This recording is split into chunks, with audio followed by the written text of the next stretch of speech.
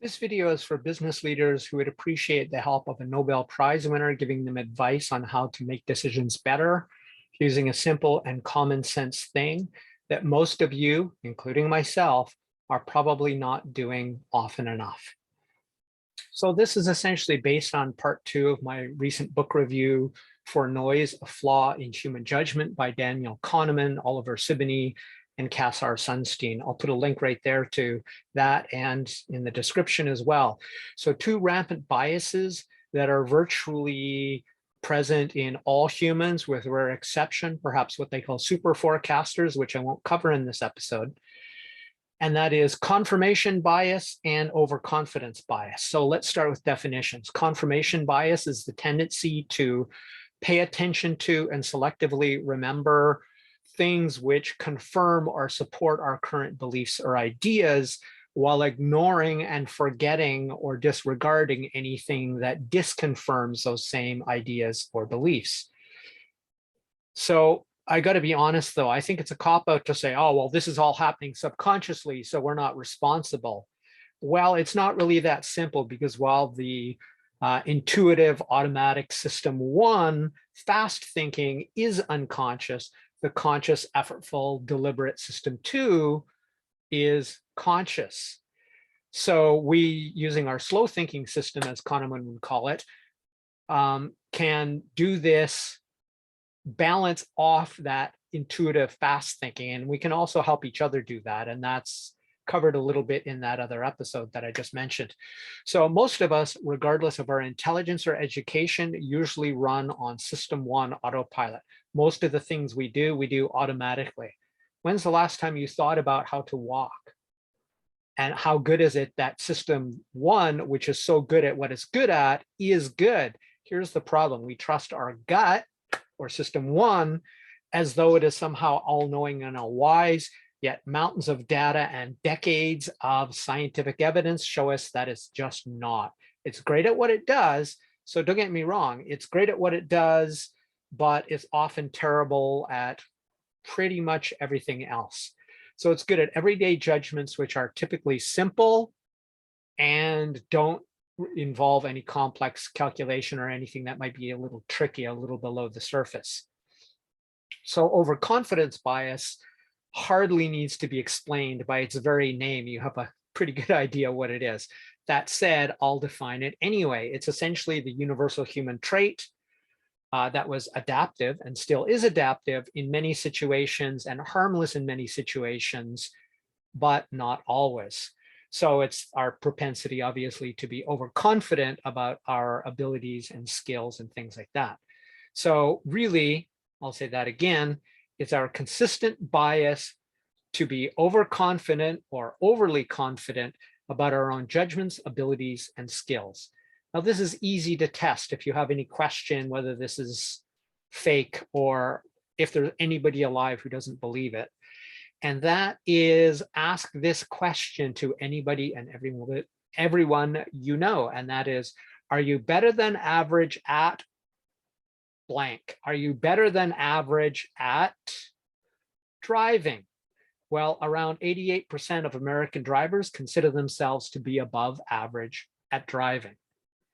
And 65% of Americans believe that they're above average in intelligence. In both cases, doing a little bit of system 2 slow thinking, we know that those are both clearly wrong by at least 33%, or sorry, 38% in the first case and 15% in the second case. But even those numbers, because of something called the demand characteristic or demand characteristics, are probably even higher. And demand characteristics are basically our pressure to feel that we want to give answers that we think we should, to give the answers that are cool, socially acceptable, or the best answers when given surveys, even if they're confidential. So think of it this way. If your significant other says, hey, honey, does this make me look fat? That's a demand characteristic. You know what the answer that they want to hear is. Therefore, those numbers of 88%, 38% above what can be possible, and 65%, 15% above what can be possible, are probably low, because people have social norms where you're not supposed to say, I'm smarter than other people. You're not supposed to say, oh, well, no, I'm not really a good driver. However, most people honestly believe, and that's why it's the overconfidence bias. So in the book Noise, the authors of that book cited the Wharton professor Philip E. Tetlock, who did research that showed the more experts thought they had an accurate model of the world, an accurate model of how things really worked, they tended to be more confident and less accurate in their decisions, in their judgments, in their predictions. That is, the more they thought they understood, the more confident they were, and the less accurate they actually were. Interesting. So here are the goods and the core of this video, this episode, and that is, when dealing with complex decisions, really with dealing with any decisions, to improve those decisions, share the facts with everyone as soon as possible, but share only the facts. Now, give each member you've given these facts to time to come to their own independent conclusions or judgments about these facts before sharing any of those judgments, thoughts, ideas, anything that's non-fact with anybody else in that same group. So let them all come to their own conclusions.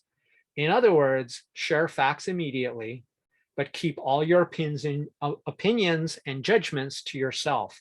Sharing judgments, interpretations, or ideas too early in the process through confirmation and overconfidence bias will steer you all into groupthink. So the same is true for brainstorming sessions of all kinds, and there is research to back that up as well. That brainstorming is actually best if people first do a private brainstorming session in their head, and then after doing a group brainstorming session together. So in a group meeting, whoever is the first person to speak will bias the entire group toward that person's ideas and narrow the solution space unless everyone has already come to some kind of conclusion independently and beforehand. So worst of all, it's usually you, the boss, the owner, the manager, the leader of your company who speaks first, and you add those demand characteristics I referred to earlier into this, and everybody has pressure to agree with you and to use confirmation bias to find facts that fit the narrative that you have presented. And what that does is that narrows the idea space. Now you have a smaller space for solutions and ideas because you've told them what you think. Don't do that until everybody's already made some kind of decision for themselves, because that will expand the solution or idea space. So that's really it for the entire episode. And if you want to learn how to apply these things, if you want to learn how to do what you do best, even better, reach out to me directly. You can email me at tim@crush-it-club.com or through the comments if you want help doing what you do best, even better, through neurocognitive design. This has been Crush It Club 187, Delay Judgments by Sharing Facts to Make Better Decisions. My name is Tim B. Green. Bye for now.